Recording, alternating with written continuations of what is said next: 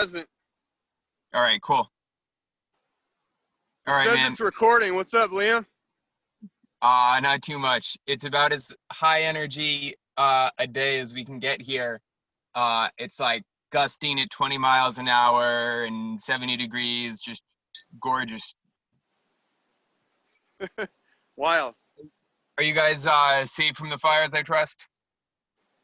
I think so.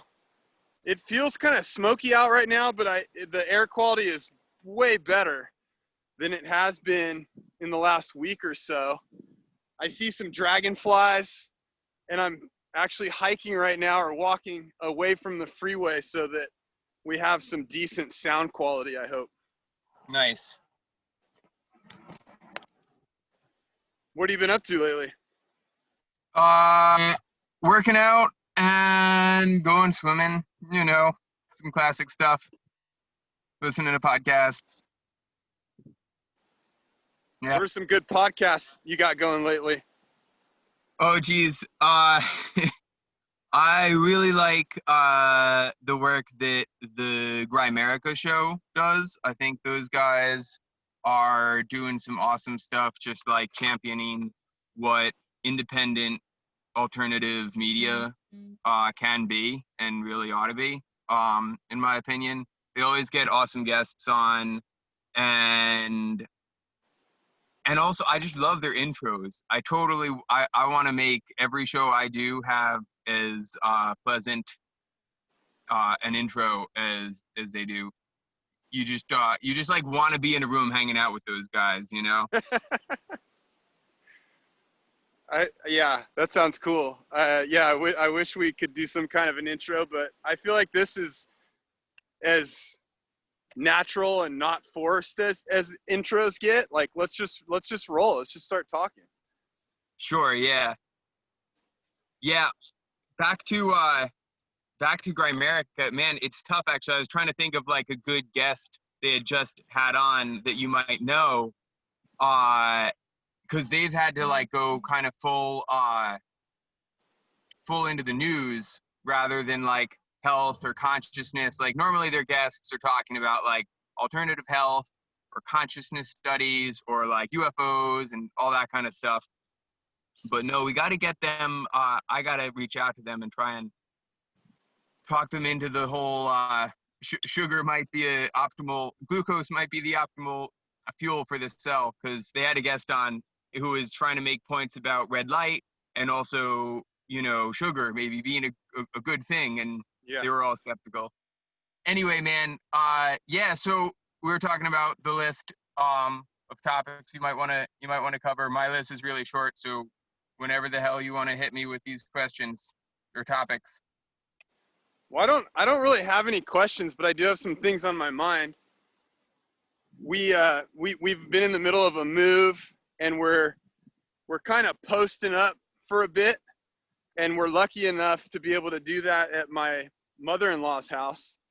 And she lives there by herself, and she's real cool. She's about as cool as a mom could get, I feel like. My mom's cool too, but they're different, very different. And she's real cool. She's real adaptable. So she's got a lot. We talk about energy. She has a lot of signs of someone who has high youthfulness factor as she ages. And so she's cool. She's just down, and she can roll with things really well. And she's kind of invited us to be there. So we're doing that, and we're gonna go shopping for an RV next week.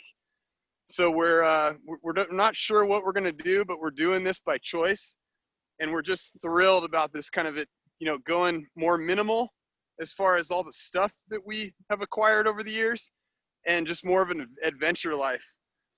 So we just went through this move, and that's one of the things that was on my mind. Was we spent a couple days moving. My wife is determined that if we move again, she's going to hire movers. And I have a different perspective on it, because and I call it Zenso, right? Or just any type of, you know, movement expression. But I was getting in some positions and lifting weights, like boxes that weighed more than I think I've ever lifted, and like big stone water features. And you know, when you're moving, and you can probably relate to this, you do some things that are just taxing. And I really enjoy that because they're things that I don't usually get involved with. Like some of the boxes are so big, and some of the pieces of furniture are so awkward that you have to do some crazy things to be able to move these things around. So I kind of dig that. And you know, I think we were talking in the first episode we did about the idea that it would be nice if we could live a life where we didn't have to like lift weights, where our life was active enough and we were doing the things inherently that are just like a strong lifestyle. But we just don't, right? Like we live in a box and we don't get to do these things. So it's almost ironic, like because I lift weights and I like it, and because I've lifted a lot of heavy things in my life as kind of routine or routinely for play, when we do something like this where we move a bunch of stuff, it's so much easier. And it's also kind of, like, to me, fun, like I said. So we've been going through that. I am exhausted. Like, you know, I mean, I think you can relate to this too, and you said it the other day, when you move, like it's so stressful.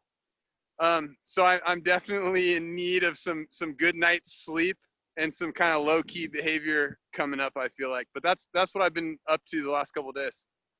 Right on. Yeah, I mean, it's so easy to say, but moving is a great opportunity for moving.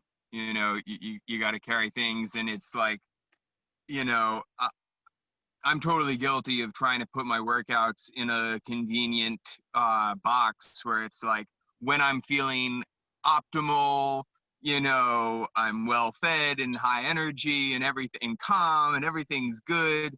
And then you got to move sometimes, and it just sucks because you'll be like, you know, trying to eat and move at the same time because it takes 3 hours to get from where you are to where you're going, and it's always wildly inconvenient. But yeah, you're right, it does force you to come up with some creative ways of moving your body to get the job done.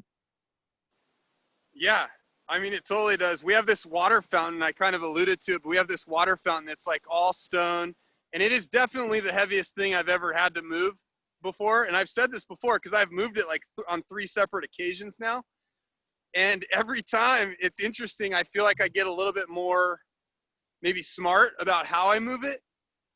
And I didn't have any help this time. Sometimes I've had someone on the other end of it, and I just have to get crafty with how I do it. And so there's like all these little games, like we're putting a lot of stuff in storage too, because we might go the RV route. And so we're keeping like the must keeps in like storage. And we packed our storage full. And then we had this long ass rug, like a really nice rug that we've had for a bunch of years. We acquired it at some point, and it's super long, even when you roll it up. And I was like, and we had already packed everything in storage, and the whole storage was like completely full, like almost to the ceiling. And so I get to storage, it was like the last thing to put in the storage, and we had forgotten about it. And I was by myself, and then I had to return the U-Haul like in a half hour, like, you know, a couple miles away. And so I'm sitting there looking at this rug, and I'm like, how am I going to get this thing in there? And I like stuffed it in like in the top left corner, and then it got stuck, and it was half out, half in. And I'm like, I got to go in there. And so like, there's barely any space in here. We packed this whole thing, you know, completely, you know, from the floor to the ceiling. And I'm like crawling like through little holes and like up into the thing. And I got myself into the back left corner, and I thought I was stuck. I thought I would not be able to get back out. And I like pulled on the rug and like got it in. I tugged it in and like got it all the way in the storage. And then I had to figure out how to get back out of the storage. And just stuff like that. Like, to me, it's really fun. Obviously it requires a great deal of energy, and I'm like, I'm feeling it now. But yeah, like stuff like that's kind of cool. Totally. So the other thing I realized this morning, and this, I don't know if this fits into a conversation like this, but maybe. And I had one more load at the house, and so the old house, and so I went back to the old house in the 4Runner, and our boy came with me, and he's 3.5 and just amazing. Like I'm learning so much from him every single day. And just so we spent on the way home after we loaded the car back up and came back to SAC, we probably spent about an hour and a half, and our conversation revolved around two things. We had like an hour and a 90-minute conversation, and it was about, he brought up a couple of weeks ago, we were at Quick Quack Car Wash, and we were vacuuming the car, and the vacuum got stuck on my shirt, and it was sucking up my shirt. And so we spent about 45 minutes talking about that, and just the details and the depth, like it, and it's so exhausting, but it's such a good reminder to me. I feel like you don't need anything else, but it takes so much energy to like settle in on, hey, this is what we're talking about a vacuum eating my shirt for about 45 minutes. And then the conversation shifted to, he was telling me a story about his friend, Nice Tiger, and him ziplining.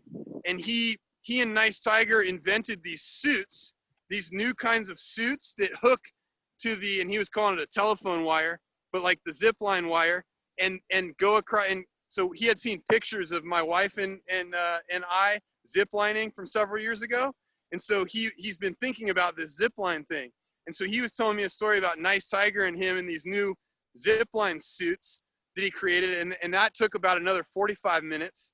And we spent an hour and a half talking about a vacuum at a car wash and the zipline suits that he and Nice Tiger had developed. And it was so awesome. And then he turned into a beast after we got back to where we're going to be in East Sac. And he was hiding behind every corner and just yelling and screaming like a beast as I was unloading stuff from the car. And so it was amazing, but I'm spent. I hear you. So that's it. I just shared with you my life for the last couple of days. Right on. And that would also definitely cover the question I might otherwise pose to you, which is what have you been doing for your last couple workouts? That's it. Yep, totally. And I usually, and you kind of touched on it, but like I've been getting to the point where I try to engineer my activity levels based on how energized I feel. And if I feel like I haven't been sleeping, I like to sleep 8 or 9, ideally, hours a night. And if I'm not well rested, and if I'm not putting a lot of good fuel or whatever I consider good fuel in my body, like I'm gonna try to match that with a low activity level. And sometimes you just don't have a choice.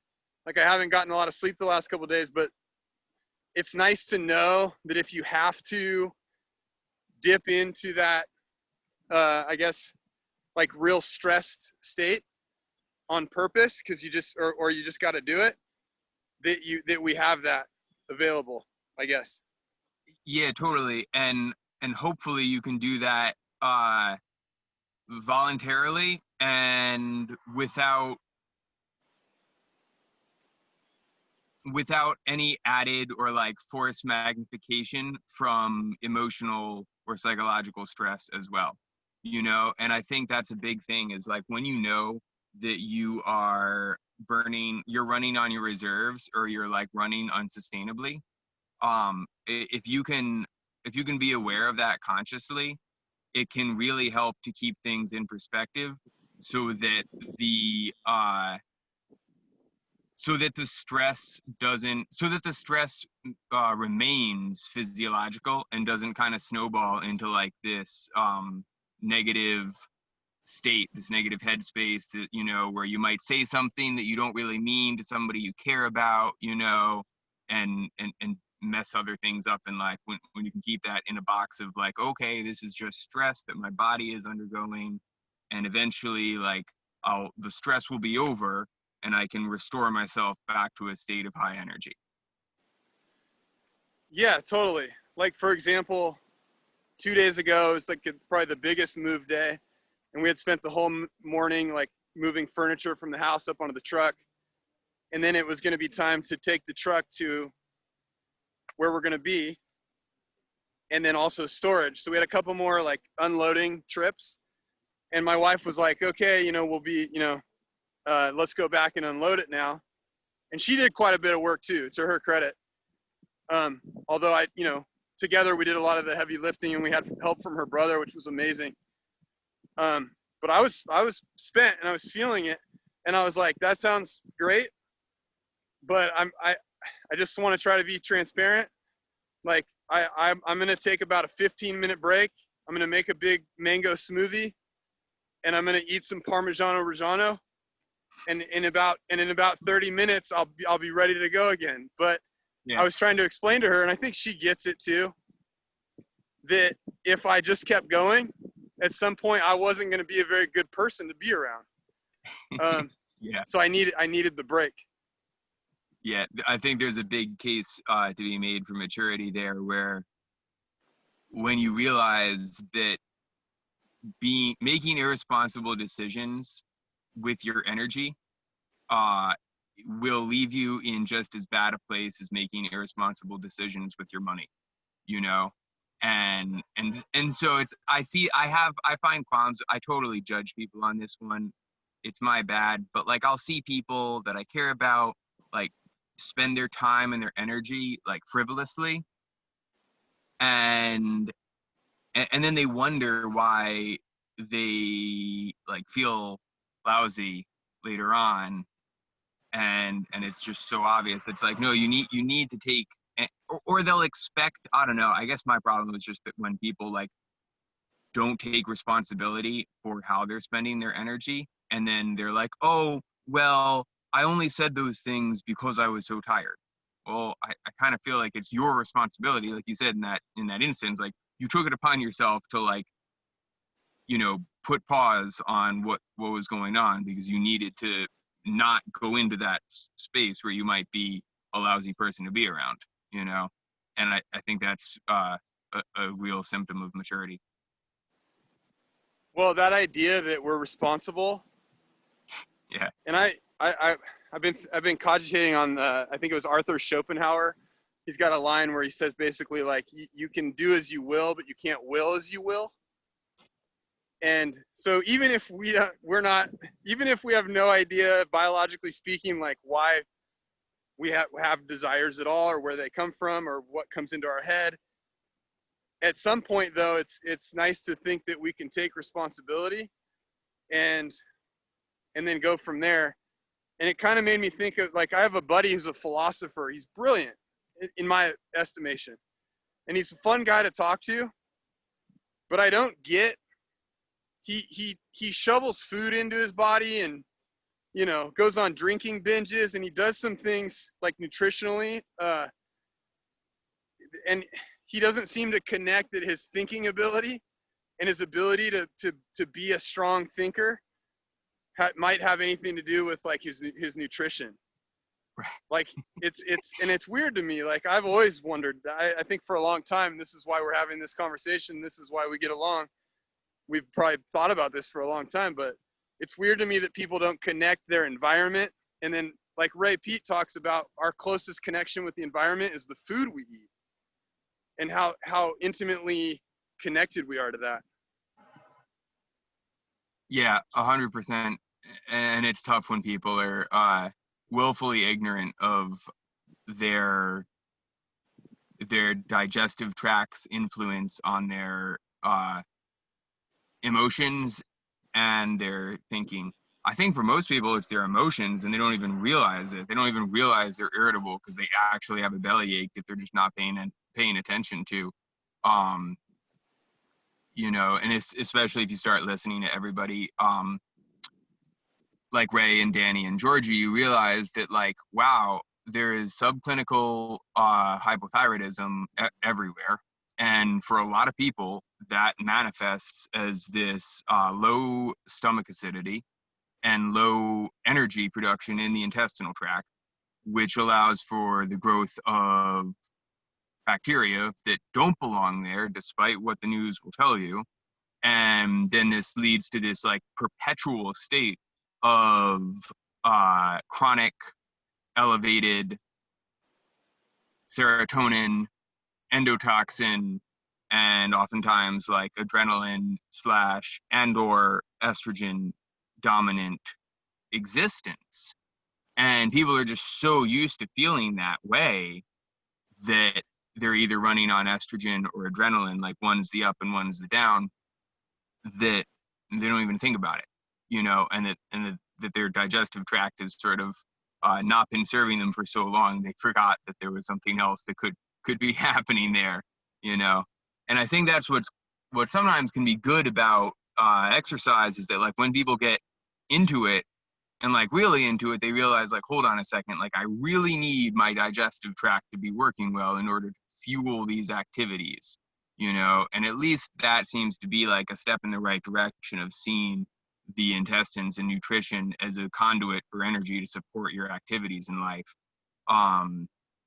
But just like in terms of like achieving that idea of fuel, well, your brain is the most metabolically active tissue, and I think to be self-aware, namely in like metacognition, to have awareness of your brain state, I think that's possibly as valid a tool to measure your metabolic rate as anything else, as the pulse and temperature. It's like your pulse and temperature will tell you a lot, but if you can pay attention to your thinking and your ability to focus, word recall, the ability not to say a whole bunch, I think all of those things point towards like having a high metabolism. And once you can put your fingers on that and be like, oh wow, this is what clear thinking feels like,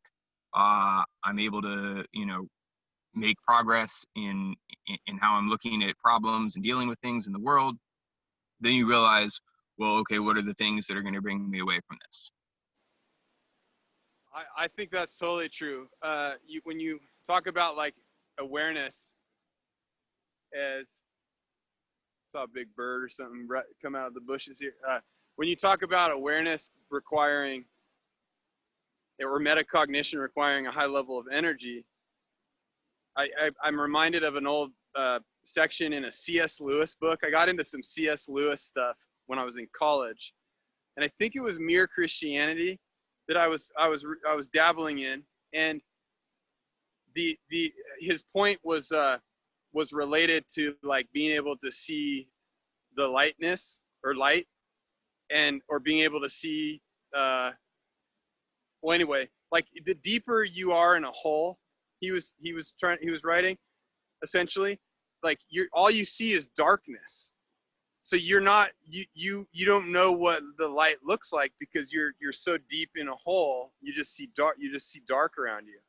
And so maybe when we're not aware, we're just so overtaken by so many other stimuli, or and maybe our alligator brain is so on that we just don't.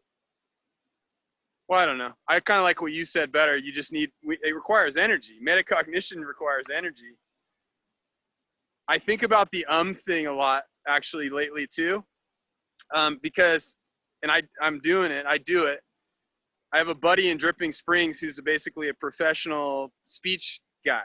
Like he goes and gives speeches and talks, and he's trained himself, at least when he's giving his speeches, to not use And we were talking about that, how he thinks that's the next level for me when I'm talking, to learn how to not use the filler. And I've thought about it the last week or so a little bit, and I was thinking about Ray, because when we listen to Ray talk, he uses it a lot actually. And so I almost have, and I do think it's powerful to not use it, but I was thinking like, well, how does it show up in Ray's interviews so much when he's speaking? And I almost came up with a different perspective of like, maybe because I think we've talked about this. He is so deliberate about the words he uses, and it seems to me that he's really saying, he's using the exact word he wants to use for a reason. And if he doesn't have anything to say, he won't talk. Like he doesn't waste a whole lot of words. And so I'm wondering with him if sometimes his is literally just him still working on what word he really wants to use. So the comes out while he's really uh, being discerning about what word will come next, and then so the and then the word that he's chosen will come after that. So I don't know. I was thinking about that. I wonder about that. Sure. Yeah, Ray is interesting and definitely impressive in his succinctness. I think so too. What struck me a few times, and I've learned to swim with it, is when I've done I've shared some conversations with him and recorded them. And if I say something, and it's happened a few times where I will say something that I think is powerful, or I'll say a quote from someone or whatever, and just silence, crickets, like nothing. And I'll wait a couple seconds, because sometimes I'll wait a couple seconds and I think he's thinking of what he might want to say, and he'll say it. And sometimes I'll wait a few seconds and he's not saying anything. Like he just doesn't have anything to say. He doesn't want to comment on, like I brought up a Noam Chomsky quote a few conversations back. And later, after the conversation, I went back and did some searching on the internet, and I found some writings of Ray's where he talked about Noam Chomsky, and I don't think he likes that guy very much, or at Yeah, least I don't want to say that. I just think he has some critical views on some things that Chomsky has said, and Ray doesn't agree. Mm-hmm. And so I realized later, like, oh man, I could have done some research on that one before I used the Noam Chomsky quote, because Ray was crickets. He didn't say anything. He didn't have anything to say. Yeah, you got to be careful with the quotes sometimes. So I am eager to bring this to exercise and stuff here. I'm going to pull up the email you sent me, because there were some things I wanted to speak to in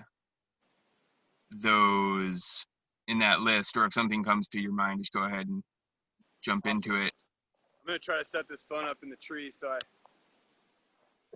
don't have to hold it. How's that?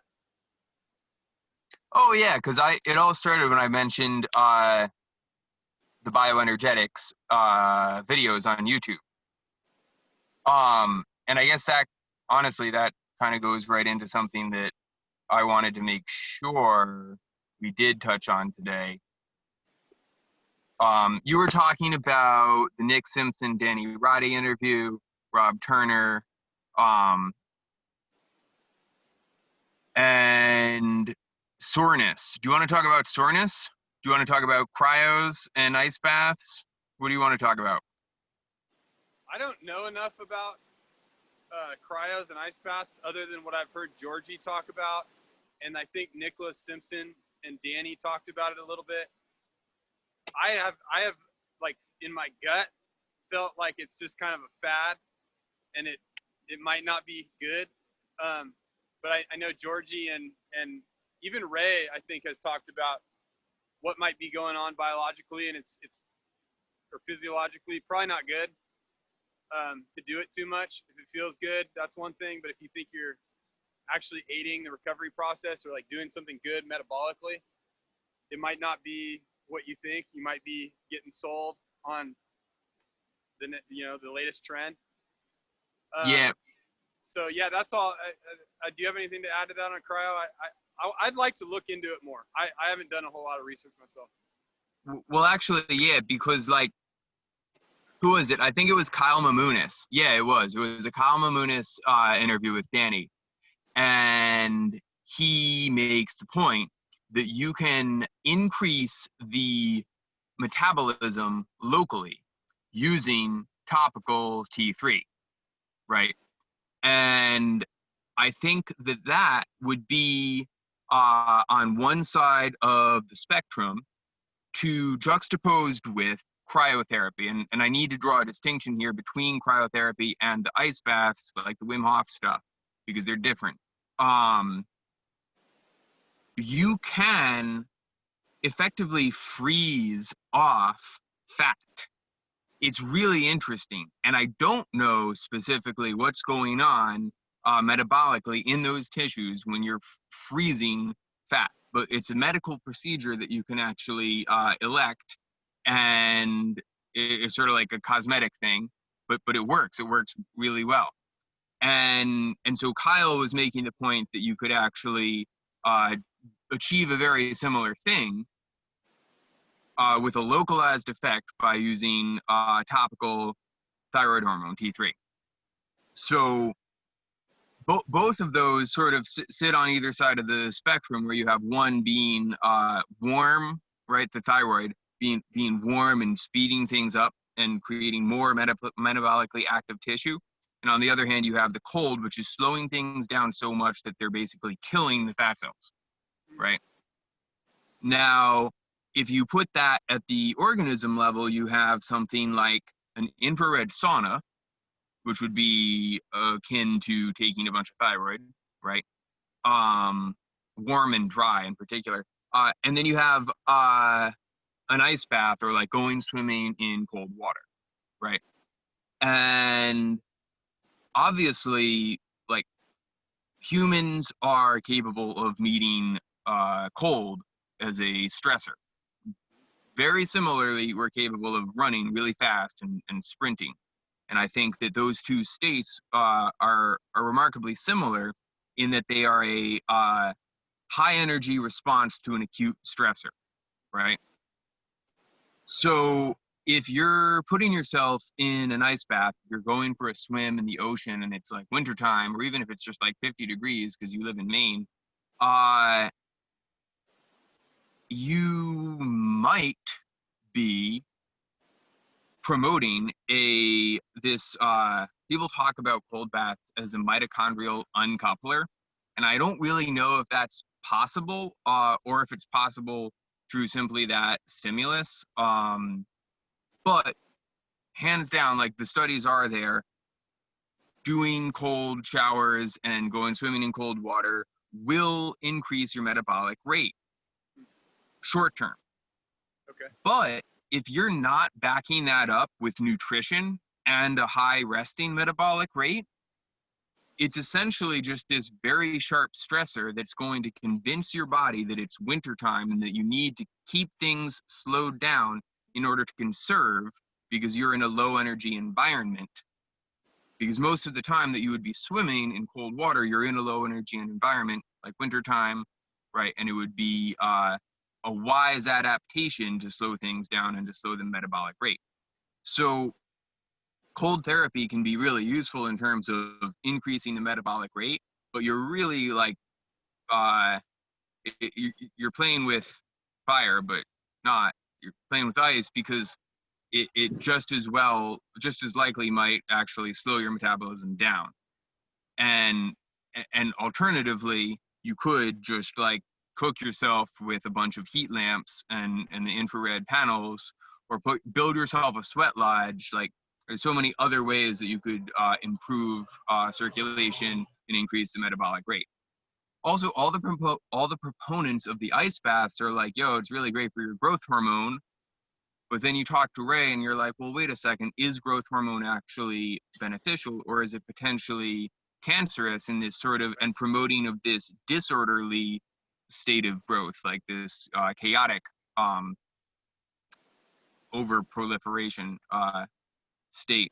I've done like years and years and years of cold therapy. I think I was like 15 when I started doing it, and when I was like 15, it was awesome. I would come out of the ocean and I would feel amazing, of course, super high on adrenaline, but I would be glowing. I would be so red, like my skin was just so alive, and it was clearly a really beneficial thing at those points in time.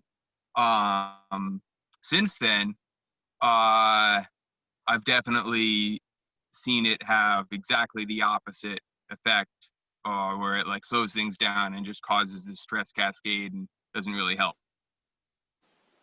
So you're saying if you're of efficient uh, oxidative metabolism already, you're a high energy person, you're well nourished, you're getting a lot of sleep. All these things are going into the pool to help that pool of energy be replete.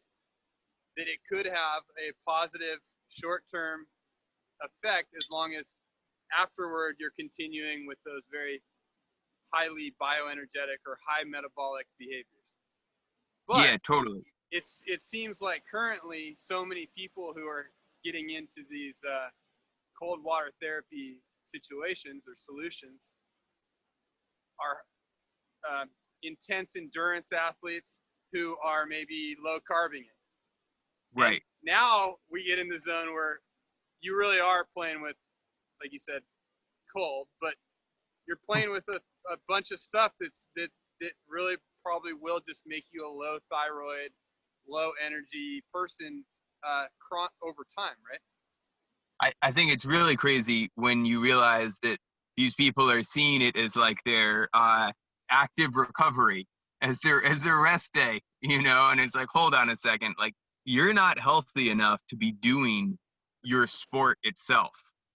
You're certainly not healthy enough to be exercising. And now you're going to add this other stressor. And that's really the point, is like, you know, to compare it to sprinting, which is, I think, apt because it's a high energy response to an acute stressor. Most people aren't healthy enough to sprint. I straight up wouldn't have most people sprint. I would have probably more people sprint than I would have them go in a cold bath, but maybe, I don't even know. The point really is just that there's absolutely no good reason to just add these like really, really intense stressors like sprinting or cold baths to people who are already running a deficit. And running a deficit is everybody. Yeah, and don't get us wrong. I want to say maybe, if whoever's listening, like it can be, from my own experience, exhilarating. But I think but it's definitely stressful. And so I think what might be exhilarating about it is the stress hormones that might be turned on in response to such a stressful activity. And those stress hormones are like making us feel like we have a lot of energy in that window. Like for example, I was Sea Ranch is like this coastal resort place up Northern California, and I was visiting with my wife, and my mom had gotten a house that week, and we went up there and we were hanging out, and I went off one morning, it was raining, and I went off one morning, I said, I'll be back later, I'm going on an adventure. And I went running along the bluff tops and then down onto this, it's called Black Point Beach, and it was pouring rain already, it was cold, and I took all my clothes off because nobody was out. I went just everything off, and I was jumping over logs on the beach and stuff, and it was super fun. And then there was like a creek or some kind of river or something, like a stream at the top of bluff top that was crushing down, a huge waterfall, like coming down the side of the cliff. And I was like, I got to go in there. And I went. It was one of the coldest things I've ever done. It was already pouring rain, and the waves were crashing, behind me. I'll never forget it, of course. And it felt amazing, but it was so fucking cold. And I'm sure it was super stressful, but it was exhilarating. But I'm not going to do that every day, and I'm certainly not going to do that. Well, at that time, I don't think I was really well nourished, but yeah. I mean, it can feel good, right? Sure. So, yeah, I think that's the majority of the sentiments I have on cold at this point.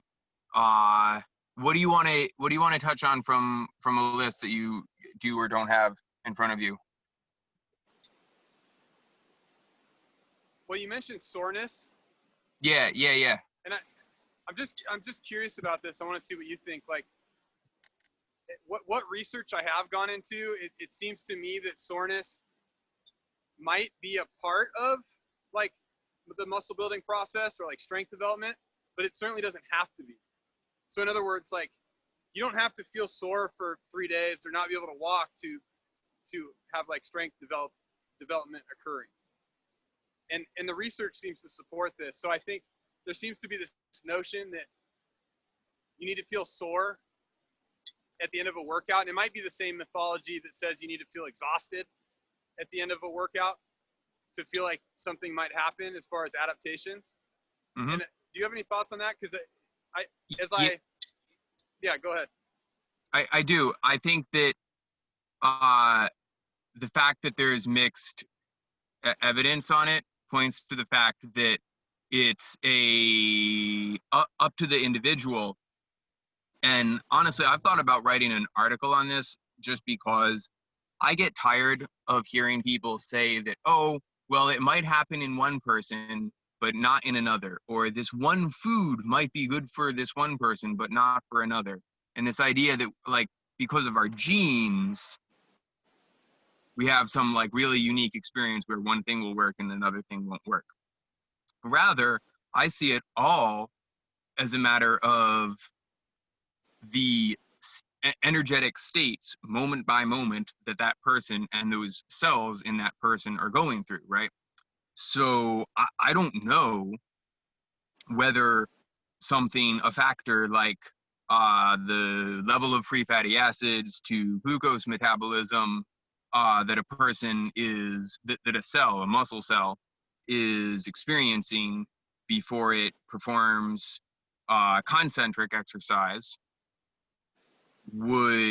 how that might affect muscle soreness or not versus eccentric exercise. Everyone likes to try and conflate the eccentric exercise with the production of lactic acid, and the production of lactic acid being this like causative factor in delayed onset muscle soreness. I'm not sure that's really the case. If you've ever done have you ever done any like super slow eccentrics? Yeah, I've dabbled in a lot of that before. Yeah. Yeah, those do tend to make me pretty sore. Yeah, no doubt. But I think that the bigger factor is the range of motion. There's an intensity factor in soreness. Like you do need to be doing like genuinely exhausting a muscle in order to be achieving that exhausted state of soreness, I guess. But the other thing is this stretch factor that's largely mediated by the fascia itself.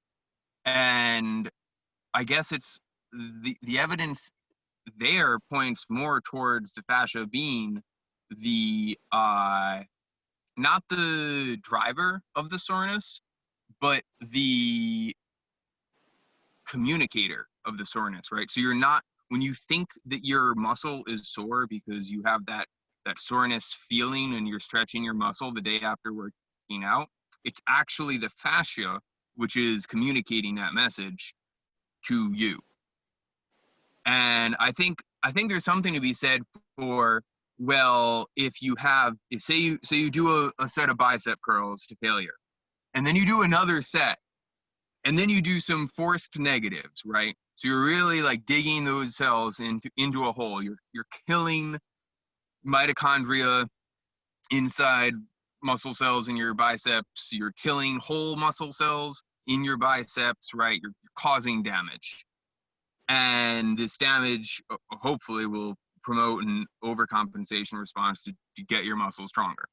Now, if the day after you're not, or after the workout rather, if you're not getting enough nutrients in, right? If the energy is insufficient and you're not able to fully heal, it would make sense that the next day when you go to like grab the bar to do a chin-up or something, you're going to feel this, you'd think that your body would have inherent protective mechanisms that would communicate to you, don't do that with that muscle in that range of motion because there is still damage here. So I think that's largely what soreness can communicate, is sort of like an unfinished repair job, if that makes any sense. It makes a lot of sense. I think that might be true. I don't know for sure, like I said, and it warrants more research on my end, but there's a really cool TED Talk by a guy named Lorimer Moseley, and I think he's like a rock star in the pain research world, as far as I understand it. And the TED Talk by Lorimer Moseley is called Why Things Hurt. And he does a really good job about talking about the brain or the nervous system, and you talk about fascia communicating. And I imagine that these are interconnected, and we might be talking about the same thing, but that the brain's ultimate role for us, evolutionarily speaking, is to protect us. And so when we've done something that either tears apart a lot of muscle, or it, or we haven't done it in a while, and the brain's like, what are you doing? That's not your usual thing. Why are you doing that? And so we get this signal that's spit out in through our nervous system, through our fascia maybe, that's saying, hey, you're sore.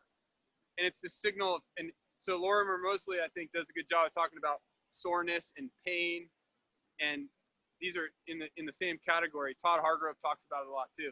And I think we're speaking the same language when we talk about it like this, that is a signal that to protect us.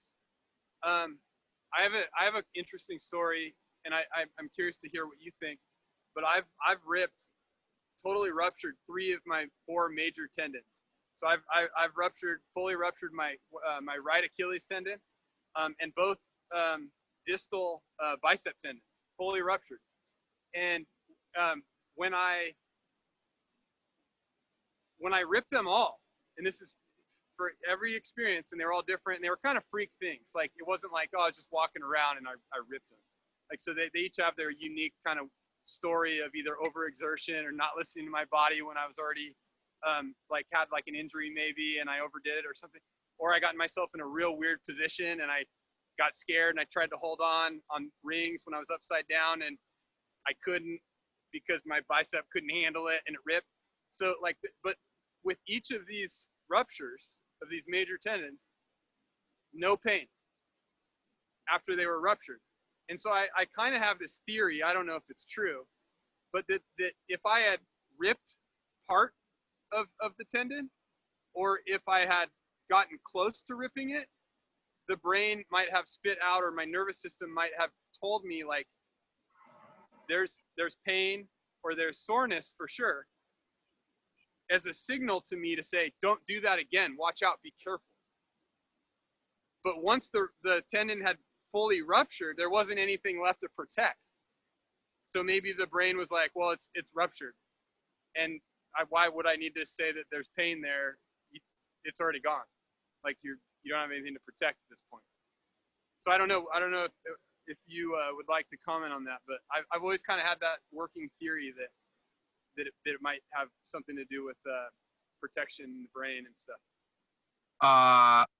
I do think a lot of your maybe I think that in regards to the protection of the brain, I see more of your motor output as a matter of protecting the brain from sensory input, meaning your senses inform your brain of the environment that it's in, like where gravity is, the weight of things on you, the direction that things are coming at you, and then it distributes force out through your fascia and then into the muscles, like where it needs to.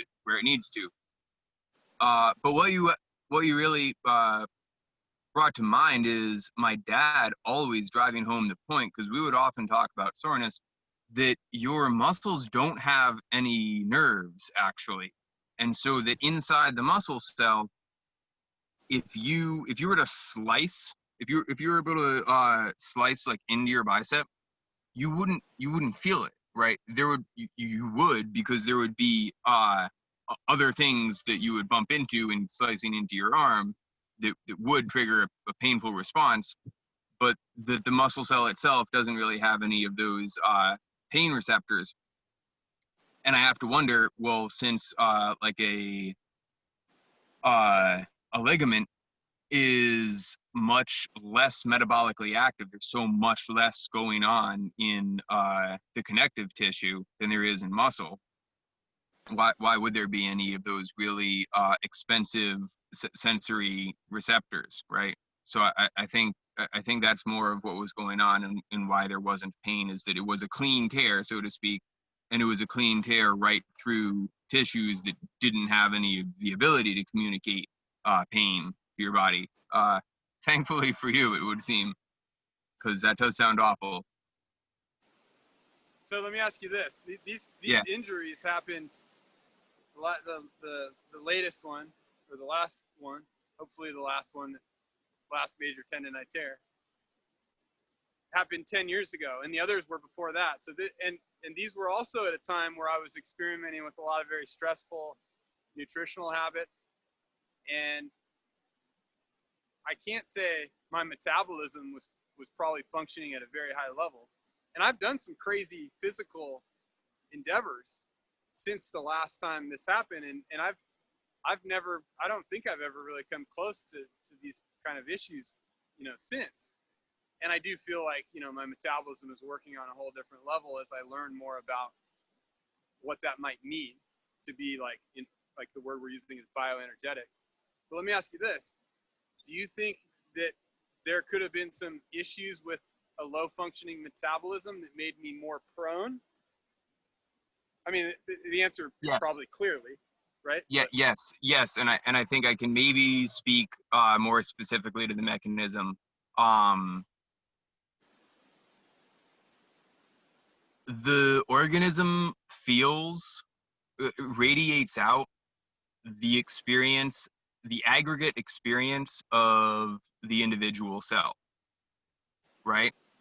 So if you're in a state, if a majority of your cells aggregate to stress, or let's say in the case of an injury like that,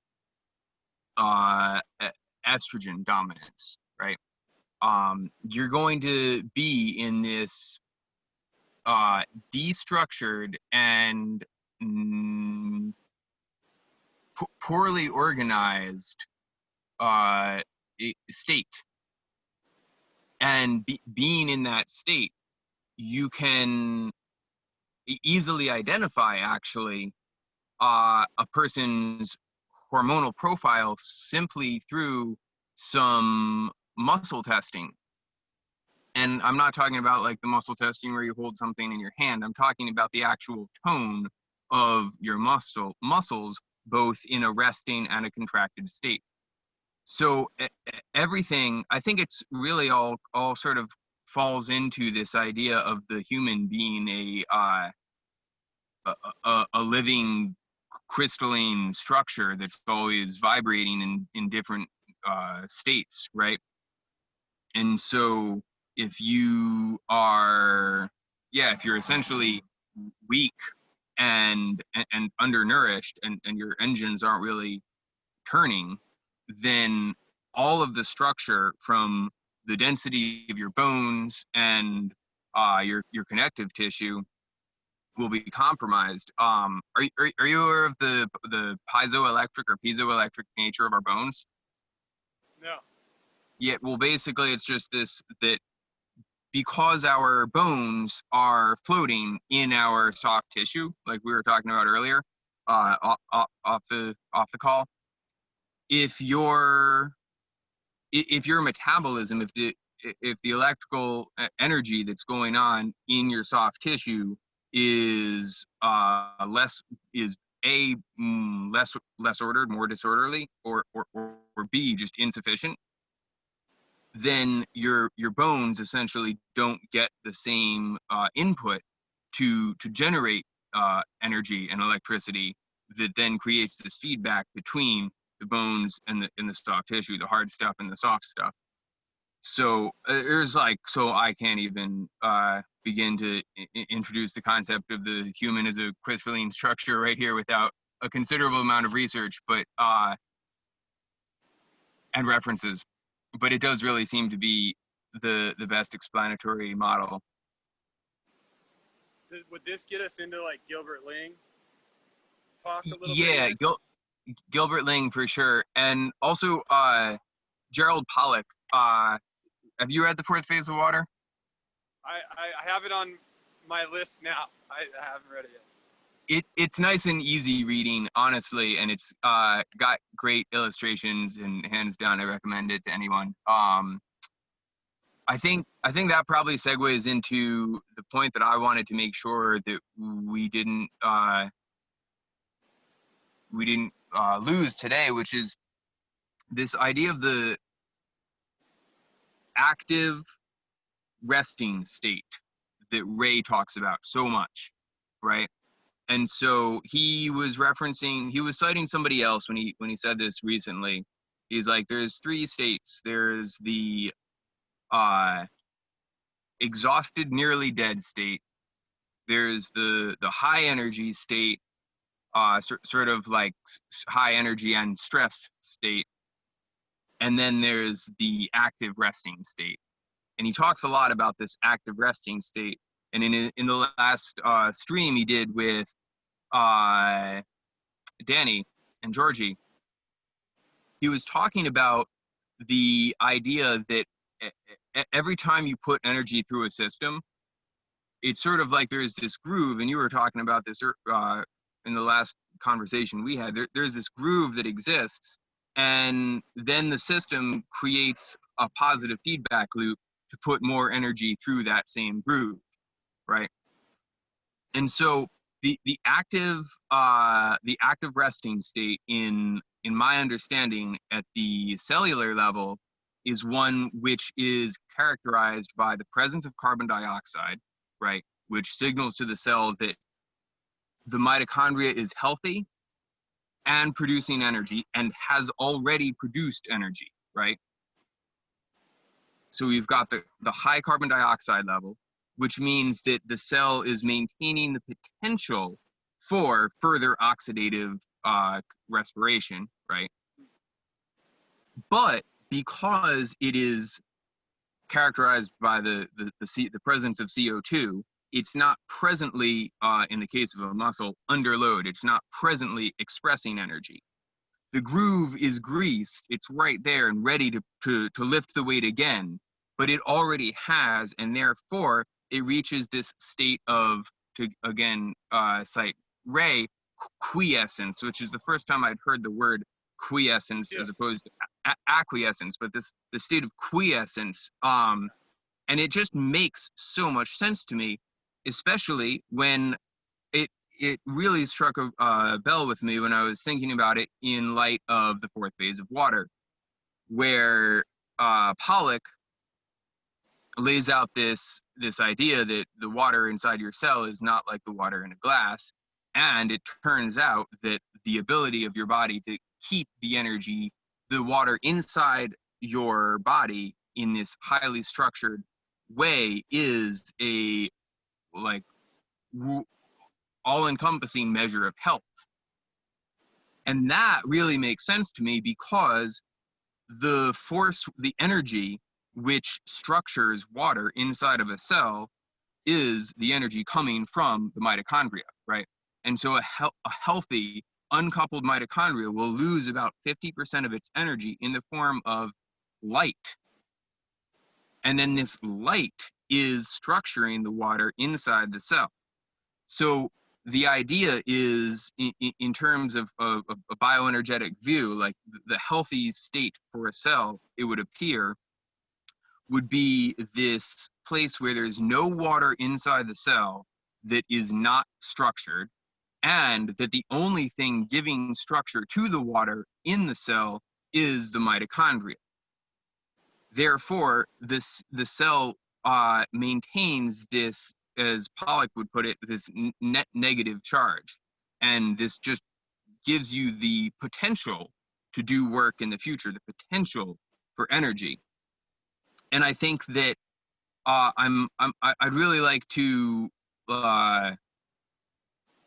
listen to myself and make sure that I'm making all the best points on this, because it's something I definitely see myself coming back to. Achieving this state of quiescence, this state of having made energy and capable of producing more, it seems to be at the heart of the value that basically all exercise has to offer. Because exercise puts us in a higher energy state, right?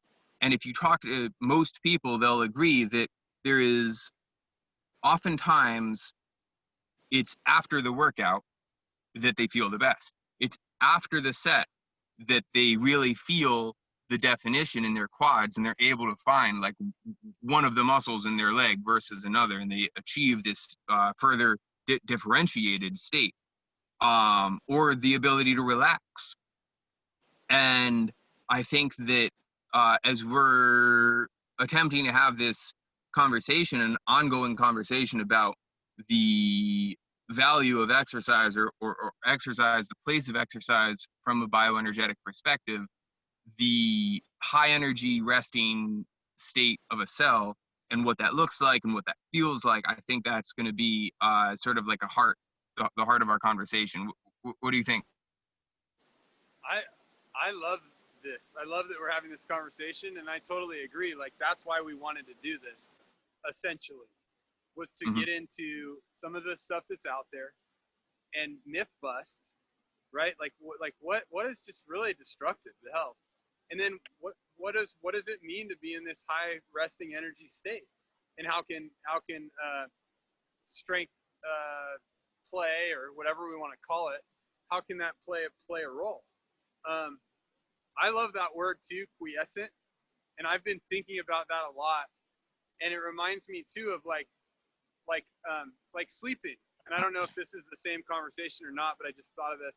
Like, it takes a lot of energy to sleep well through the night and to sleep soundly. And I don't know if I don't know if that's this. I'm making a sleeping parallel. would be a great example, because sleeping, there's basically two forms of sleeping. There's sleeping warm in a high energy state, and then there's hibernating, right, where your body is essentially conserving energy because it has no clue when the cold darkness will end, right? And so you don't want to sleep too much, because sleeping for too long will tell your body that you're basically entering hibernation.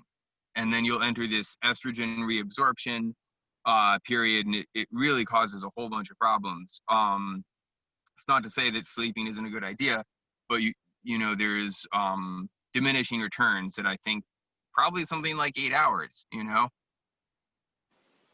I like that idea of diminishing returns, because I think that comes right back to the whole idea of what's biologically energetic strength play look like.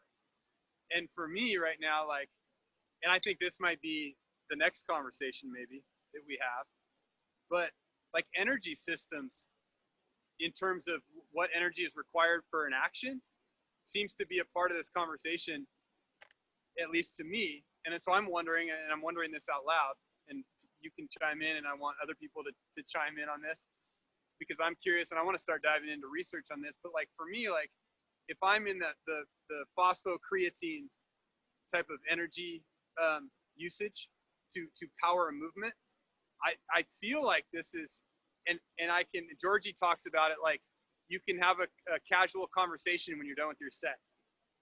Like if I lift near max deadlift for 2 reps, and then I walk across the garage, I can still have a conversation with my wife. In most cases, or I can sprint up a hill for about 5 seconds and still be breathing through my nose and slow down casually. And to me, I feel like this is a biologically energetic form of physical activity, even intense physical activity, because in the measure of the word intensity, these are both deadlifting a heavy weight and running up the hill, sprinting up a hill. These are both very intense actions. And so I wonder, maybe that'll make its way into our next conversation, but I really want to dive into that, and I'm curious myself, and I want to hear what you think and other people think too.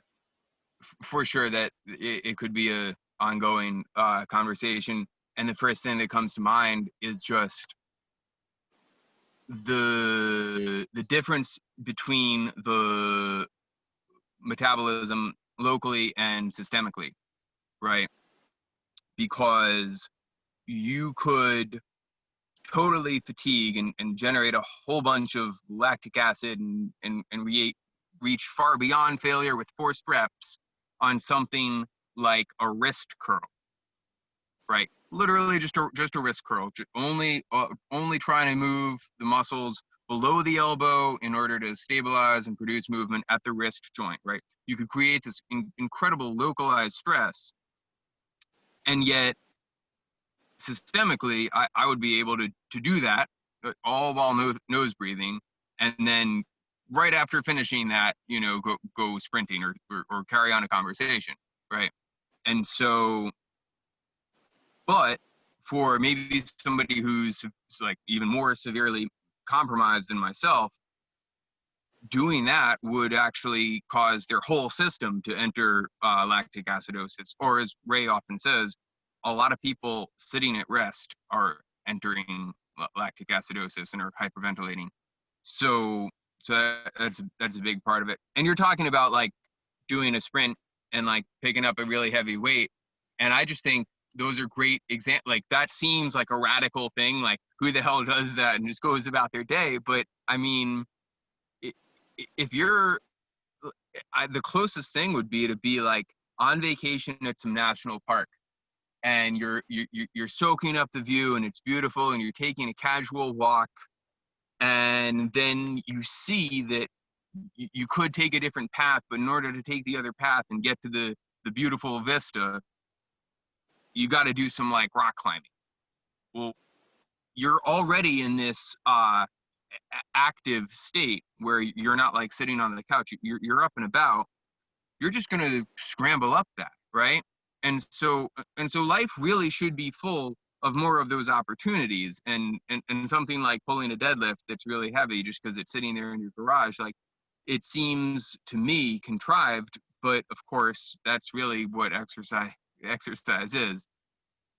Well, I don't want to use the word primal too much because I think it gets used in other contexts that it's kind of like bastardized. But Yeah. it seems like right, if there's a route you want to go when you're hiking and it requires a little bit more energy to get to that point, like, or like there's a big box that needs to be lifted and my wife says we need to put that in the rafters. I got to be able to hoist that over my head and get it in the rafters, and this is like real stuff. um I I don't know. I thought of this too when I do a short jaunt, and I use the word jaunt as like a dash up a hill, that requires 3 seconds of high output. Do you ever notice when you do something like that, or lift a heavy weight, or move a heavy box, or dart on a path somewhere, that everything looks more vivid, like the colors of everything in the environment, and like your experience seems richer on the other side of that? And I don't know, this could have to do with like, the stuff going on in the brain chemicals and stuff, but like I really like that in terms of like metacognition and stuff too. That seems pretty fun to me. I think there's a direct relationship that when you do exhibit and express higher energy muscularly, it provides a basically instantaneous signal to the brain that the brain is existing within a higher energy system. And therefore it's like, whoa, you just like skyrocketed your blood pressure, and like, everything just got turned on and lit up in a big way. And then your brain is like, oh, okay, well, what can I do with this? And then, like you're saying, the color becomes more vivid. Like, yeah, even perception itself is energetically demanding and exists on a spectrum. It's like not everybody else is seen with the same richness of experience as you are. And that gets into the idea of the concept of qualia. Are you familiar with that word? Not much. Qualia? Yeah, it's actually a nootropic stack now. Somebody branded the word. And I think it's supposedly a pretty good one. But yeah, qualia, this idea that the texture, the nature of your subjective experience is unique, and qualia refers to that. So the qualia that you're experiencing over there in whatever air pollution you're dealing with, and that temperature and that humidity, also, there's the environment contributing to your qualia, and also, what's going on physiologically, like your brain ATP levels and et cetera, and your hormones, all of that contribute to your qualia.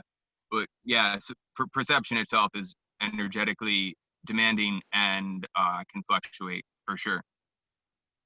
Well, I have to say, maybe it's relevant as we're talking. I don't know if you realized I was like looking away several times. Yeah. Like I'm near this tall grass by this old. Actually, my wife and I came here once when we were on a little adventure, a little trip, and it's kind of a unique spot. I don't think that many people know about it, but there's like, we call it Shit Creek back here. But there's like all this tall grass, and I heard something like, it sounded like weaving through the tall grass. So like I was kind of keeping an eye. It seemed just very clear, and it seemed like it was getting louder. So I was like kind of keeping an eye out over there for like a snake or something maybe. And then there was like on this branch, there was an ant for a time that was crawling around on this branch in front of me to the side of the phone. And these things, I don't know, I was just like I was listening to what we were talking about and what you were saying, but I was also kind of just caught in amazement a few times by some of the sounds and nature here. So that's kind of that's not, kind of an aside, but I don't know. I mean, I would say that, go ahead. No, I had a cup of coffee about an hour before we started, and also I was telling you about an eighth of a teaspoon of theanine, which seems to be, there seems to be a significant amount of research which says that can lower serotonin levels, which I know has an impact on perception or the experience of perception, and so that might be part of it also. But I wanted to say, like, there's a, if you go too hard or too long, actually more about duration maybe, but if you go too long in a bout of exertion, now you're getting into like some of the stress hormones that could be resulting in some of these, like we might feel good afterward, but we could be more in the stress kind of zone, right? Mm-hmm. Yeah, and I think that just speaks to what stimulus exercise can offer. It's like, well, are you trying to cultivate a higher state of energy, or are you trying to drain your reserves of energy? And so I'm always making a case against volume and for intensity in terms of weightlifting. That fewer sets and more intense sets, not necessarily a heavier weight, but to failure or close to failure might be more valuable than 3 sets near failure. Well, I'm looking forward to continuing that conversation, because that's a lot of my experimentation recently is revolving around what you spoke to, like staying away from the duration, like long duration sets, and a lot of rest period in between. And I guess that speaks to wanting a high resting state or high resting potential before the next set. For me, I think of it like too, like what are we trying to train? And like if I sprint a short hill that's of a maybe 5% grade for 5 seconds. Now, if I wait 1 minute and try to do that again, my output is going to be of significant less quality than the previous one. But if I do that 5% grade hill and dash for 5 seconds, and then I rest 5 minutes, now the subsequent set has a chance to be of a similar quality as the set before. And I think that's valuable. I think a lot of people lose sight of stuff like that. Like, what am I training? Am I training being slower and less energetic, or less able, or less capable of being of using myself in a certain way, or am I training the ability to use myself in a very animate kind of way? Yeah, and I think that also gets into because somebody might respond and be like, oh, well, you need to train your endurance systems because you need to have, they confer all these benefits, and low intensity steady state cardio confers all these metabolic benefits, and these quote unquote metabolic benefits are all tied to like the low resting heart rate, and that right there is one of the pillars of or points of contention with people who listen to Ray and drink milk and orange juice, and the people who don't, which is that a low resting heart rate might be indicative of a decline in health and not improving health.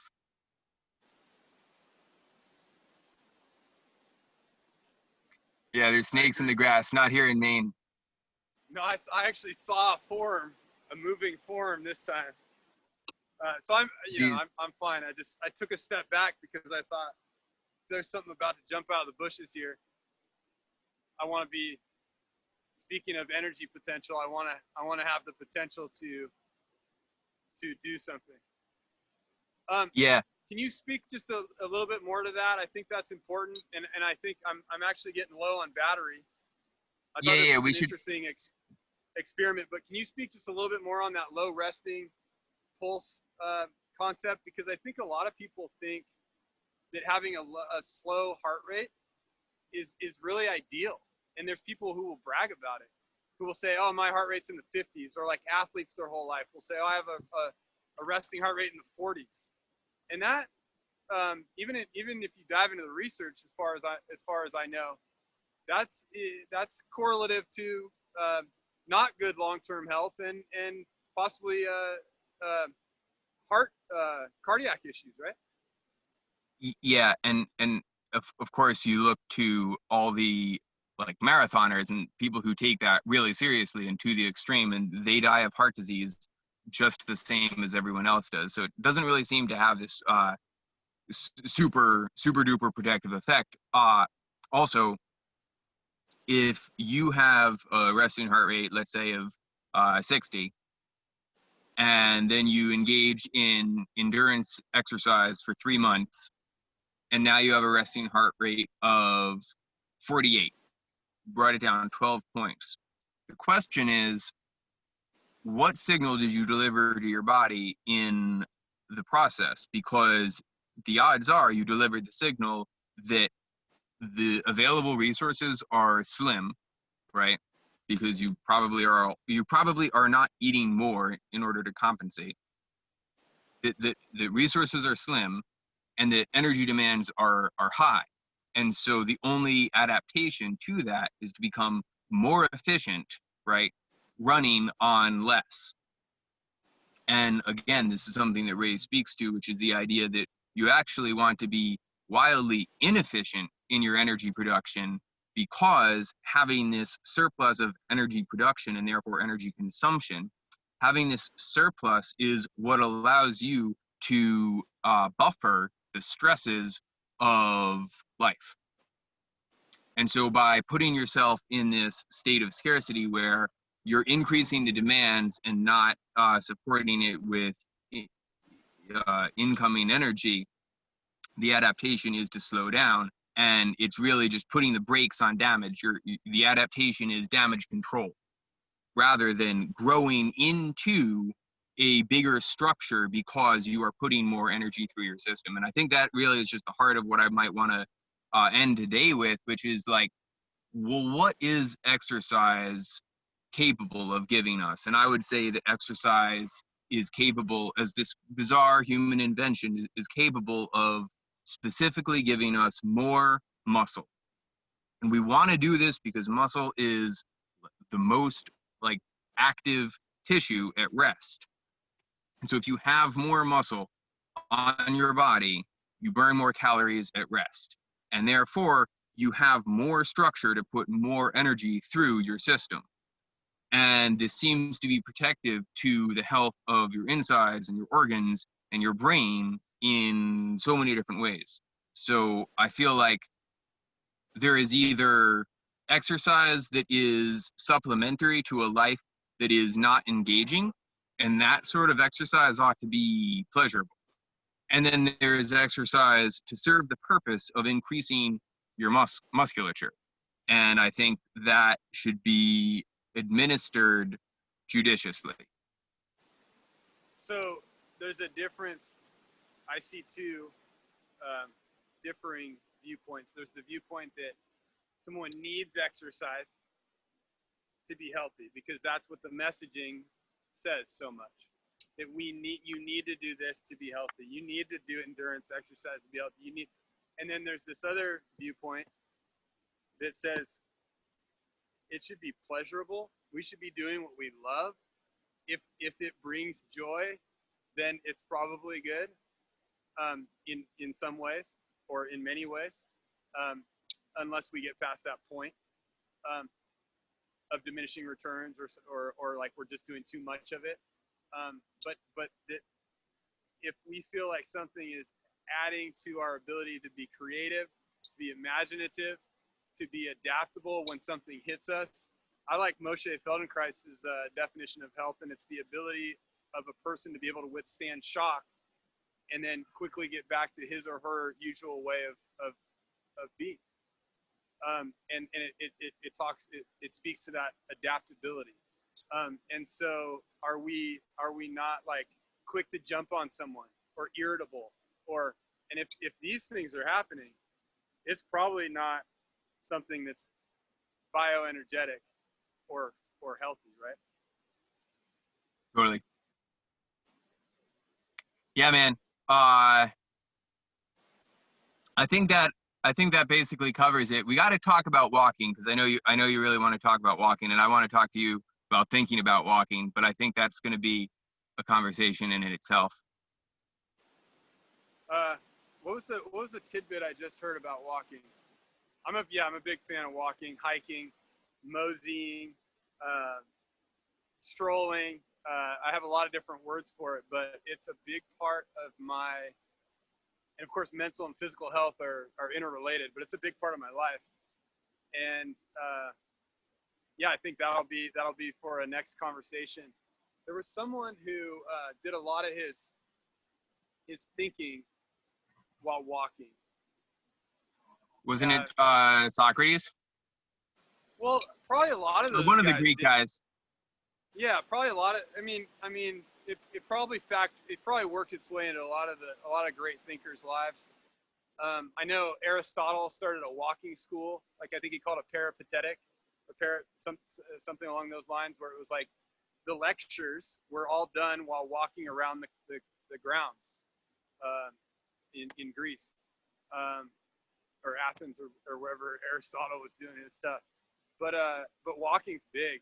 I mean, and I think, to me, like, I don't know how you feel. I just want to kind of finish with this. But if someone's like, "Hey, what can I do to like be like more healthy, like physical? What's a physical behavior? Like, what should I be doing in the gym?" And I'll say, you shouldn't be doing anything in the gym. But if you want one simple thing that will add the biggest return, as far as I'm concerned, I don't know you, but I would like to get to know you, because I might have a different answer if we actually had a relationship. But if I didn't know you at all, I'd say, and if you're not walking regularly, I would say like walking should be, a pretty regular thing. Totally. Yeah. Yeah. Walking is big, and I'm happy to let that be the end of this conversation. Awesome. Good Speaking stuff, of, Liam.